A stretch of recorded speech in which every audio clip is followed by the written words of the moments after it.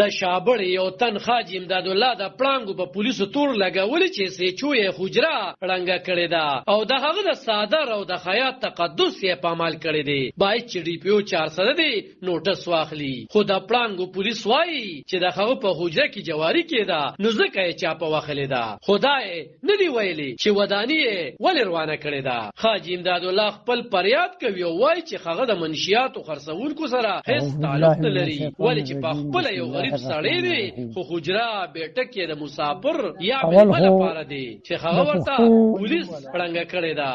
وطن خلکو زیاتینو اجي امداد د چر سپورټرو خرڅولو والا مرګره نیمه حمایت یې چوزري جوړی کړی دي د پولیس چې کم ټیم کې اواز یې بجې په شابړه کې د کردار ضرورت راغلی به کچ خدمت تقریر کړی دی زماره فقیره د دیری دا زما د خدمت د ځای دی دې خدا مطلب نه ریکنه چې زغان پلان پرې پلان چې صدق ډیر زیات زړه غریب سړی یم زوم دا کولی شم چې زته دې ان شاء الله سفر تما خان له روټه نه راوستي دا کوله ډیر زیات نه ور د بچو مخه نه سراواله مو دلته چې دلته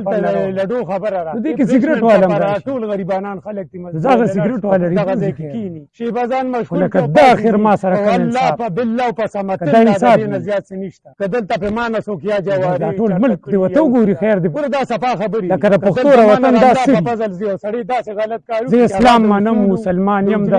ما مخکې کلمو تاسو بار اورئ چې ما غلط تر زما ډیر روانه دا ما دلته بل الحمدلله مسلمان نه مانی راغه سره به ما نظریه نه مانی چې د سره چا سره ظلم نه مطلب نه دی زیاتی نو د چر سپورټرو خرڅولو والا مرګره نیمه حمایت یې نه کوم لکه زما پولیس چې کم ټیم د شپې 2 بجې په شابړه کې د کردار ضرورت راغلی ما فقیر کړی چې مهرباني زماره فقیره د ډیره مرګري اخر دوی غواړي سو منګم جایز خبره کوم دې خدا مطلب نه لري کنه چې زه غریب سړی پرې پلان 400 کې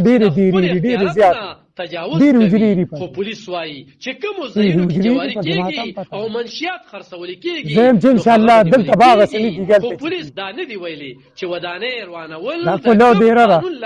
زیات نه زیات په کې سړی سیګریټ